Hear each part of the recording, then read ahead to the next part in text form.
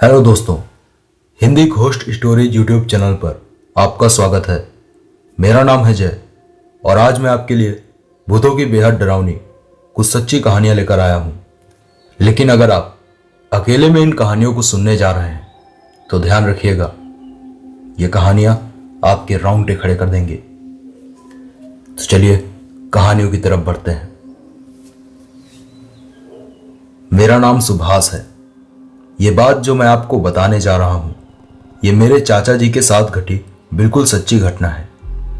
ये बात तब की है जब मेरे चाचा एक ट्रक ड्राइवर हुआ करते थे और ट्रक से माल ढोने का काम करते थे। उस रात तकरीबन 10:30 बजे ट्रक का सामान उतारकर चाचा वापस घर लौट रहे थे। दरअसल वो ट्रक मेरे चाचा का नहीं था, मगर काम खत्म करके उसी ट्रक से हर रोज चाचा वापस घर आ जाते थे और अगले दिन उसी ट्रक से वापस काम पर निकल जाते थे। उस रात जब चाचा वापस घर लौट रहे थे तब रोज के मुकाबले रास्ते पर गाड़ियां कम थी, तो चाचा ट्रक को काफी तेज चला रहे थे। फिर कुछ दूर आगे निकलने के बाद अचानक से पूरे ट्रक पर एक जोर का झटका लगा, जिससे चाचा ने ट्रक से अपना संतुलन लगभग खो ही दिया था। रास्ते पर तेज रफ्तार ट्रक ठीक पलटते पलटते बचा था। फिर ट्रक की स्पीड कम करके चाचा ने ट्रक को हाईवे के किनारे खड़ा किया और ट्रक से यह देखने के लिए उतरे कि आखिर कौन सी चीज ट्रक के नीचे आ जाने से ट्रक पलटने की स्थिति में आ गया था। मगर जब चाचा ने पीछे रास्ते पर देखा तो उनका सिर चकरा गया। रास्ते पर तो कोई भी नहीं था, पूरा रास्ता साफ था। चाचा को समझ ही नहीं आ रहा था कि आखिर ये उनके साथ क्या हुआ और कैसे। चाचा अभी ये सब सोच ही रहे थे कि तभी अचानक रास्ते के किनारे खड़ा ट्रक जोर जोर से हिलने लगा। ट्रक कभी एक कदम आगे जाता तो अगले ही पल वापस एक कदम पीछे चला जाता। ये सब देखकर चाचा को समझते देर नहीं लगी कि यह जरूर किसी बुरी बला का चक्कर है और उनकी जान को खतरा है। इतना समझना ही था कि चाचा का डर के मारे बुरा हाल हो गया और उनकी सांसें ऊपर नीचे होने लगी और वो पैदल ही रास्ते पर भागने लगे। भागते भागते अभी वो रास्ते पर कुछ दूर आगे गए ही थे कि तभी उन्होंने अपने सामने रास्ते में अंधेरे में दिख रही धुंधली रोशनी में जो देखा, वो देखकर चाचा के रोंगटे खड़े हो गए और उनकी जान हलक में टंग गई। रास्ते पर सामने अपने से कुछ कदम की दूरी पर चाचा ने एक बिना सिर वाले आदमी को देखा, जिसने हाथ में एक बड़ी सी कुल्हाड़ी पकड़ रखी थी और वो धीरे धीरे चाचा की तरफ बढ़ रहा था। उसे देखते ही भागते हुए चाचा लड़खड़ाकर जमीन पर गिर पड़े और जमीन पर झटके से गिरने से उन्हें ज्यादा चोटें तो नहीं आई, पर उनके हाथ पांव छिल गए। मगर उस सब पर ध्यान न देते हुए हिम्मत करके चाचा उठे और फौरन ट्रक की तरफ भागने लगे। वो सरकटा भूत भी उनके पीछे पीछे भागता हुआ आ रहा था। उसे अपनी तरफ आता देख डर के मारे चाचा जोर जोर से रोने बिलखने लगे। वो सरकटा भूत उनके करीब पहुंच ही गया था कि चाचा जल्दी से ट्रक पर चढ़ गए और ट्रक के दरवाजे को उन्होंने अंदर से बंद कर लिया। ट्रक के अंदर बैठे चाचा जोर जोर से रोए जा रहे थे और भगवान से अपनी जान की भीख मांग रहे थे कि तभी वो सरकटा भूत ट्रक पर कुल्हाड़ी के वार करने लगा और पूरा ट्रक झूले की तरह इधर उधर हिल डुल रहा था। चाचा के दिलो दिमाग पर डर और खौफ इस कदर फैल चुका था कि उनकी आंखों के सामने अंधेरा छाने लगा और उनका दिल जोरों से धार धार बजे जा रहा था। मगर फिर एक आखिरी मर्तबा चाचा ने हिम्मत दिखाई और देवी माँ का नाम लेते हुए ट्रक को स्टार्ट किया और देवी माँ के भरोसे पर ट्रक को फुल स्पीड में छोड़ दिया। चाचा ने ट्रक के साइड मिरर में देखा तो वो सरकटा भूत अभी भी उनका पीछा करते हुए गाड़ी की रफ्तार से हवा में तैरता हुआ आ रहा था। वो देखकर चाचा के पसीने छूट गए और वो पसीने से लथपथ हो गए और फिर लगातार चाचा देवी माँ का जयकारा लगाने लगे और ट्रक को मैक्सिमम स्पीड तक वहां से भगाने लगे। और फिर कुछ ही देर में ट्रक कई किलोमीटर आगे निकल गया। चाचा ने दोबारा साइड मिरर में देखा तो उन्हें वो सरकटा भूत रास्ते पर उनका पीछा करते हुए फिर नजर नहीं आया।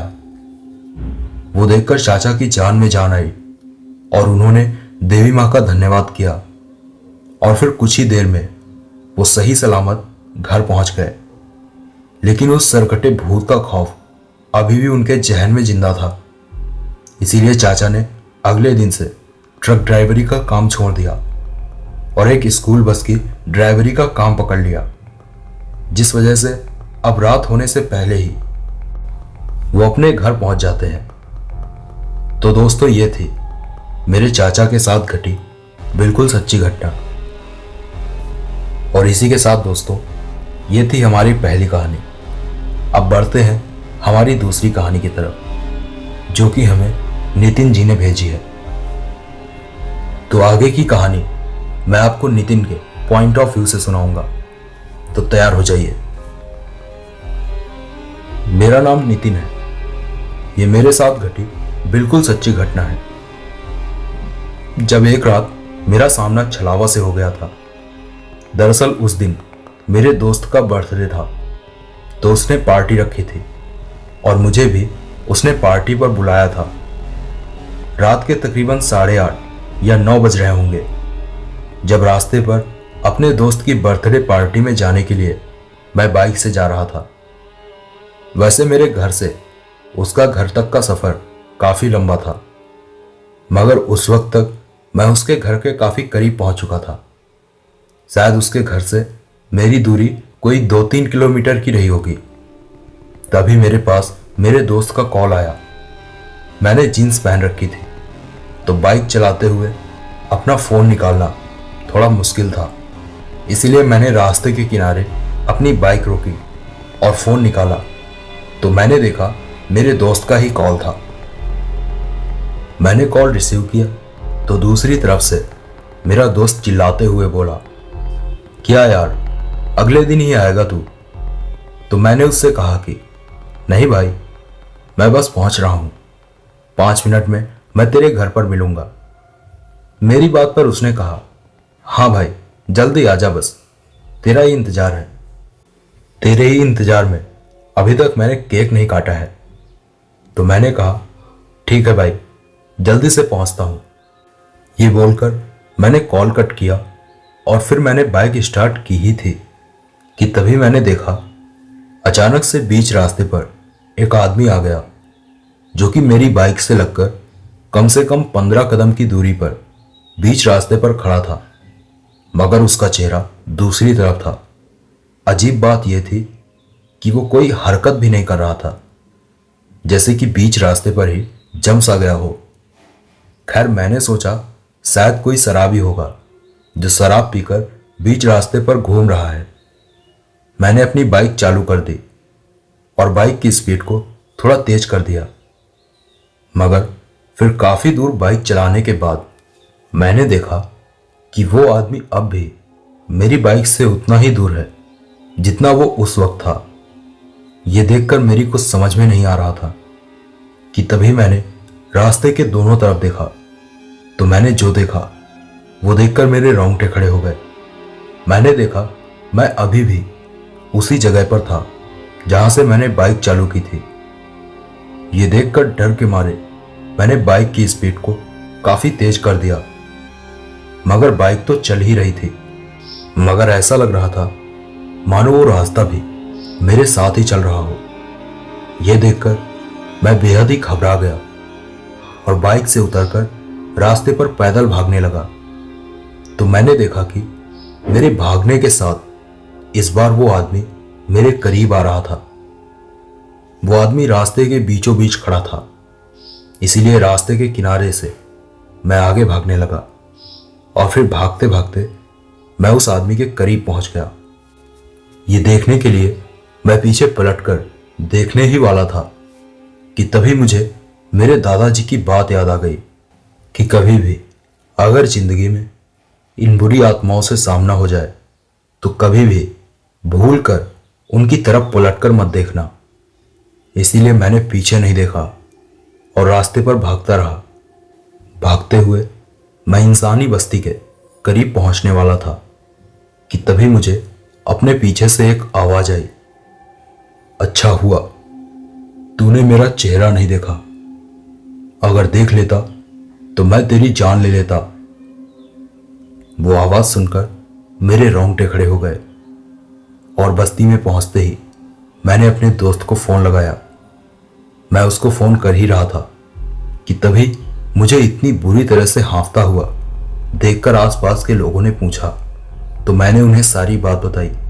मेरी बातें सुनकर बस्ती में रह रहे लोग भी काफी घबरा गए, मगर तभी एक बूढ़ा आदमी मेरे पास आया और बोला कि यहीं पास में एक पहुंचे हुए बाबा कुछ दिनों के लिए आए हैं, तुम्हें उनसे ये सारी बातें बतानी चाहिए, वरना ये आत्मा तुम्हारा पीछा नहीं छोड़ेगी। उस बूढ़े आदमी की बात मुझे भी ठीक लगी, तो मैं उस बाबा का पता लेकर उनके पास चला गया और फिर मैंने बाबा के पूछने पर उन्हें सारी बात बताई। तो बाबा ने बताया कि वो एक छलावा था, अगर तुम उसका चेहरा देख लेते तो वो तुमको नहीं छोड़ता। ऊपर वाले का शुक्र है कि उस रात मेरी जान बच गई। और फिर उसके बाद मैं अपने दोस्त की बर्थडे पार्टी में गया, तो उसने मुझसे कहा कि तुमने 5 मिनट का बोला था और आए 1 घंटे बाद हो।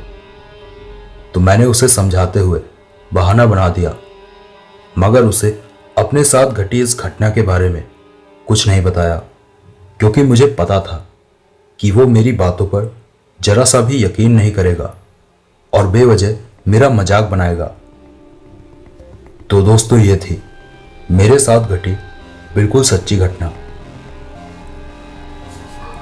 तो ये थी दोस्तों हमारी दूसरी कहानी। अब बढ़ते हैं तीसरी कहानी की तरफ, जो कि मुझे विपुल जी ने भेजी है। तो आगे की कहानी मैं आपको विपुल जी के पॉइंट ऑफ व्यू से सुनाऊंगा। मेरा नाम विपुल है। ये बात जो मैं आपको बताने जा रहा हूं, ये मेरे छोटे भाई राजीव के साथ घटी बिल्कुल सच्ची घटना है। ये बात आज से 6 साल पहले की है, जब मैं 22 साल का था और राजीव 17 साल का था। तब हम दोनों अक्सर शाम के वक्त अपने घर से थोड़ी दूरी पर एक खाली मैदान के पास टाइम पास करते रहते थे और रात काफी हो जाने पर वापस घर आ जाते थे। उस दिन भी हम दोनों घर से बाहर वही मैदान में खेल रहे थे। शाम के 7 बज चुके थे। उन दिनों गर्मियों के दिन थे, तो हम दोनों काफी रात तक खुली और ठंडी हवा के लिए घर से बाहर ही रहते थे। तो ठीक उस दिन भी मैं राजीव के साथ घर से दूर उसी खुले मैदान में टहल रहा था।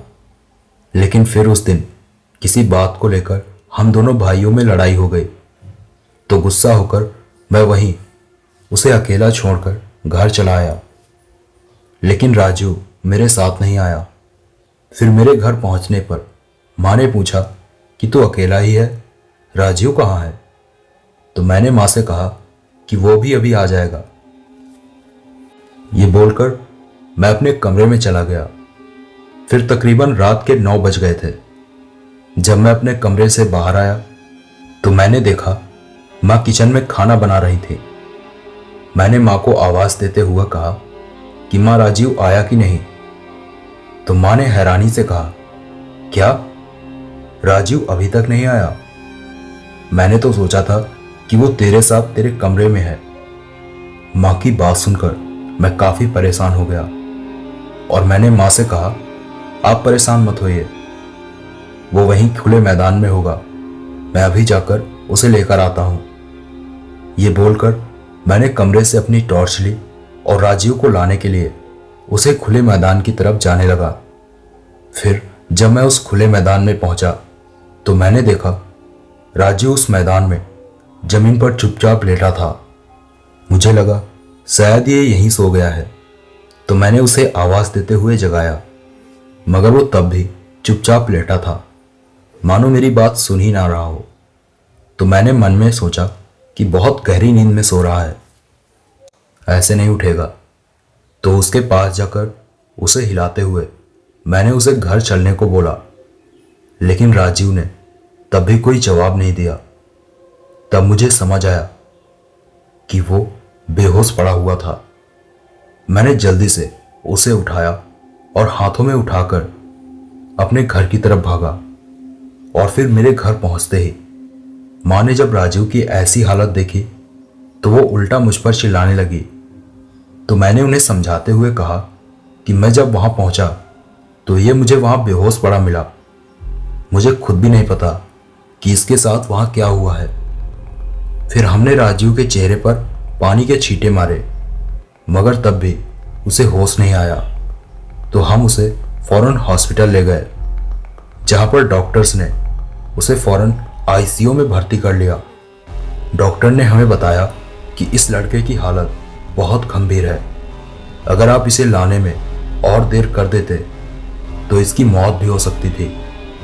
डॉक्टर की बातें सुनकर मैं और माँ काफ़ी परेशान हो गए और फिर उस रात मैं और माँ हॉस्पिटल में ही रहे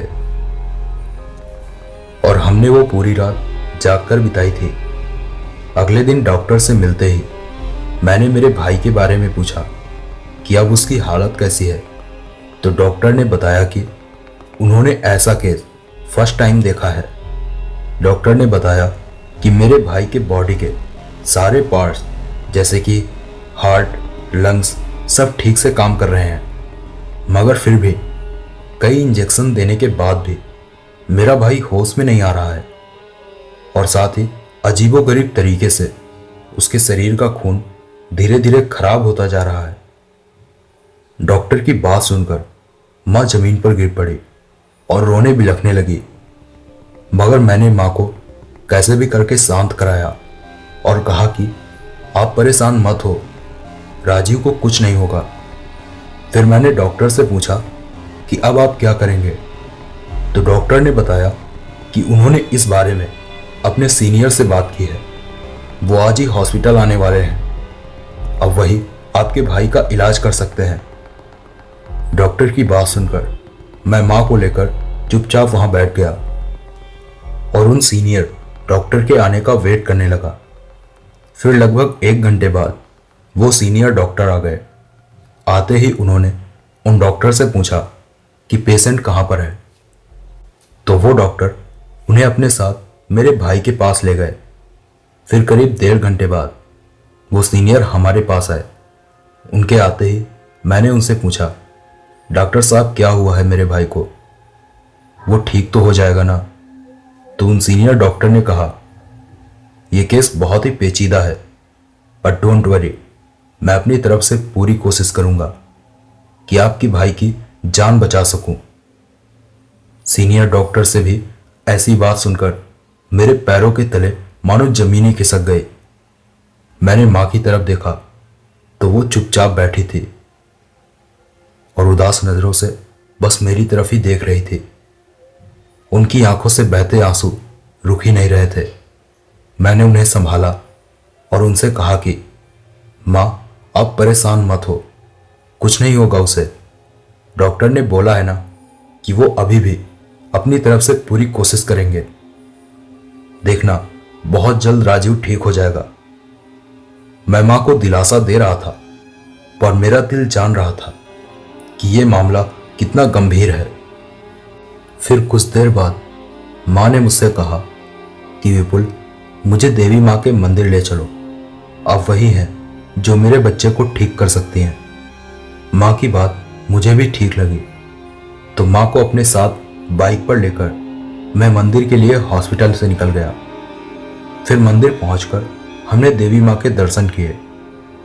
मां ने देवी मां से राजीव के लिए मन्नत भी मांगी और जोर जोर से देवी मां की मूर्ति के सामने रोने बिलखने लगी, जिस पर उन्हें इस तरह से परेशान और रोता हुआ देखकर मंदिर के पुजारी ने पूछा, तो हमने उन्हें सारी बात बताई। फिर सारी बातें सुनकर पुजारी ने एक माला हाथ में लिया और आंख बंद करके मन में कुछ मंत्र पढ़ने के बाद उसने आंखें खोली और मां को बताया कि आपके बेटे पर एक बहुत ही बुरी आत्मा का साया है और अगर इसे जल्दी ही आपके बेटे से दूर नहीं किया गया तो वो उसे मार डालेगी। ये आत्मा धीरे धीरे आपके बेटे के शरीर का खून पीती जा रही है। उन पुजारी की बातें सुनकर हमारे रोंगटे खड़े हो गए। माँ ने उनसे इसका उपाय पूछा तो उन्होंने बताया, मंदिर से थोड़ी दूरी पर एक ओझा रहते हैं, आप लोग जल्द से जल्द उनके पास जाइए। उन पुजारी की बात सुनकर मैंने उनसे ओझा बाबा का पूरा पता लिया और बिना एक पल की देर किए उन ओझा बाबा से मिलने के लिए वहां से निकल गया। फिर बाबा के पास पहुंचते ही मैंने और माँ ने उन्हें सारी बात बताई। हमारी सारी बातें सुनकर बाबा कुछ देर आंख बंद करके मौन रहे। फिर उन्होंने बताया कि आपके बेटे पर एक खतरनाक जिन्न का साया है। जिस मैदान में उस रात आपका बेटा अकेले टहल रहा था, वहां पर किसी ने जानलेवा टोटका किया था, जिस पर अनजाने में आपके बेटे ने पैर रख दिया और तभी से उस जिन्न ने आपके बेटे के शरीर पर कब्जा कर लिया है और वो तब तक उसे नहीं छोड़ेगा जब तक कि उसकी जान नहीं ले लेगा। बाबा की ये बात सुनकर माँ रोने बिलखने लगी और हमने बाबा को हमारी मदद करने को कहा तो बाबा ने बताया कि वो बेहद ही बुरे जिन्न का साया है जो कि बिना किसी के मौत के वापस नहीं जाएगा। आप लोग एक काम करिए, उसी खुले मैदान पर उस जिन्न के नाम पर 2 बकरों की बलि दे दीजिए और फिर वहां से तुरंत निकल जाना। साथ ही याद रहे कि वहां से लौटते वक्त कोई पीछे पलटकर नहीं देखना, इस बात का खास ख्याल रखना। फिर बाबा के बताए अनुसार हमने सब कुछ वैसा ही किया और वापस लौटते वक्त पीछे नहीं देखना है, इस बात का भी हमने ध्यान रखा। फिर जब हम बाबा के पास पहुंचे तो उन्होंने हमें 3 ताबीज दिए और कहा कि ये 2 ताबीज तुम दोनों अभी अपनी गर्दन पर पहन लो और ये तीसरा ताबीज तुम्हारे छोटे भाई के लिए है, जल्द से जल्द उसे ये ताबीज पहना दो। बाबा की बात सुनते ही मैं और माँ फौरन हॉस्पिटल के लिए निकले। फिर हॉस्पिटल पहुंचने पर हमारी मुलाकात उन सीनियर डॉक्टर से हुई तो उन्होंने हमें बताया कि अब चिंता करने की कोई बात नहीं है, आपके बेटे का खून लगातार खराब होना अब बंद हो गया है। उम्मीद है कुछ ही घंटों में उसे होश आ जाएगा। डॉक्टर की यह बात सुनकर मेरे और माँ की आंखों से खुशी के आंसू निकल आए। मैंने फौरन जाकर राजीव के गले में बाबा का दिया हुआ ताबीज पहनाया। फिर तकरीबन 4 घंटे बाद राजीव को होश आ गया। उसके होश में आते ही हमारी खुशी का ठिकाना नहीं रहा। अब बस हमें इस बात का इंतजार था कि जल्द से जल्द राजीव ठीक हो जाए और हम उसे वापस घर ले जा सकें। फिर 2 दिन बाद डॉक्टर ने राजीव को हॉस्पिटल से डिस्चार्ज कर दिया और फिर हम उसे अपने साथ घर ले गए। उसके पूछने पर कि मेरे साथ क्या हुआ था, हमने उसे कुछ नहीं बताया, बस उससे इतना ही कहा कि आपको तेज बुखार था तो आप बेहोश हो गए थे। खैर, तो ये थी दोस्तों मेरे छोटे भाई राजीव के साथ घटी बिल्कुल सच्ची घटना। पता नहीं, पर शायद अगर उस दिन हम उन ओझा बाबा से ना मिले होते और उनकी बताई बातों को फॉलो ना करते तो शायद आज मेरा छोटा भाई जिंदा ना होता। तो ये थी दोस्तों विपुल जी की कहानी और हमारी आज की आखिरी कहानी। तो कहानियाँ आपको पसंद आई हो तो चैनल को सब्सक्राइब जरूर कर लीजिएगा ताकि आगे आने वाली कहानियाँ भी आप लोग सुन पाएं। साथ ही इन कहानियों को अपने दोस्तों के साथ शेयर जरूर करिएगा और वीडियो के डिस्क्रिप्शन बॉक्स में हमारे दूसरे चैनल ब्लडी संडे का लिंक है, जाकर उस चैनल को भी सब्सक्राइब कर लीजिए और उस चैनल पर भी कहानियों को सुनिए। यकीन मानिए आप सबको बहुत मजा आएगा। तो मैं मिलता हूँ आपसे अगली वीडियो में। तब तक के लिए आप हमारी दूसरी वीडियोस ऑडियोस को सुनिए, आपको बहुत मजा आएगा। और अगर आपने अभी तक इस चैनल को सब्सक्राइब नहीं किया है तो सब्सक्राइब जरूर कर लीजिए। Take care.